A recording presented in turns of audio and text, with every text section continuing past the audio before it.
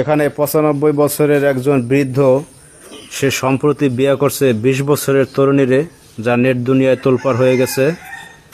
ভাই, জায়গাটার নাম কি ভাই? জায়গার নাম গাজীপুর কোনাবাড়ি। গাজীপুর কোনাবাড়ি। এই বিয়ে করছেন কাকা আপনি নাকি? হ্যাঁ, আমি বিয়ে করছি। এই যে বউ আপনার? আমার বউ। সুবহানাল্লাহ। বয়স কত আপনার আপু? ২০ বছর। আপনার বয়স কত? ৯৫ বছর। ৯৫ বছর? হ্যাঁ। তা আপনি এই বয়সে এসে বিয়ে করছেন?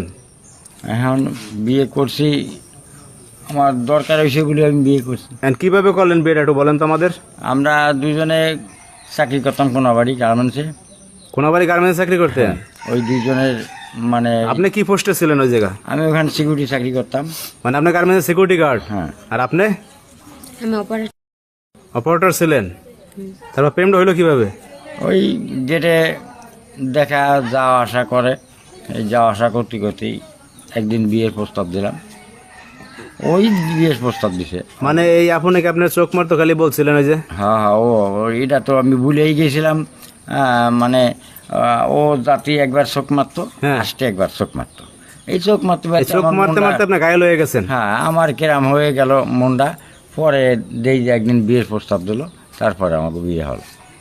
আচ্ছা, প্রস্তাব কি আপনি দিয়েছেন আগে? হ্যাঁ, আমি দিচ্ছি। আচ্ছা, আপনার গ্রামের বাড়ি কোথায়? যশোরে।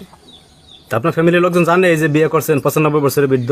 ফ্যামিলির লোকজন সবাই জানে, কিন্তু কেউ মেনে নেয় না। বিয়েটা হয়েছে কয়দিন ভাই? এই ২-৩ দিন। 2 দিন? মানে ফ্যামিলির লোকজন জানছে, আপনার মানে নাই সেটা?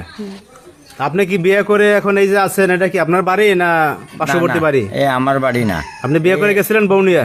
বিয়ে করে বাড়ির বউ নিয়ে গেছি।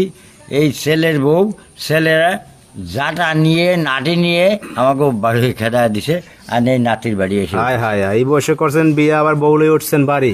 হ্যাঁ, তা ফোলাফানটা বাইর করে দিয়েছে বাড়ি থেকে? বাড়ি করে দিছে। তাই নাতির বাড়িতে আসছেন কি? নাতি কি আপনি?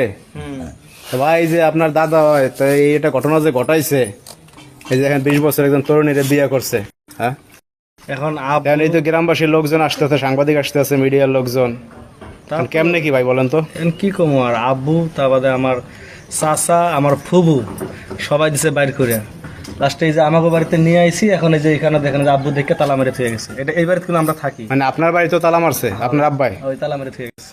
মান সম্মান তো থাকবে না কিছু, না? ওইটাই তো, এখন এই যে আমরা দুই ভাই এখন কি করবো এটাই বুঝে পাচ্ছি না। কি করবা, শখের তুলা ৮০ টাকা সে এক কাজ করে ফেলাইছে, এখন তো মেনে না। এখন এরা কি পথে পথে ঘুরবে তাহলে বিয়ে করে? আপনারা এই যে নাতিপুতি আছেন, কি এরা একটু সাপোর্ট দিবেন না?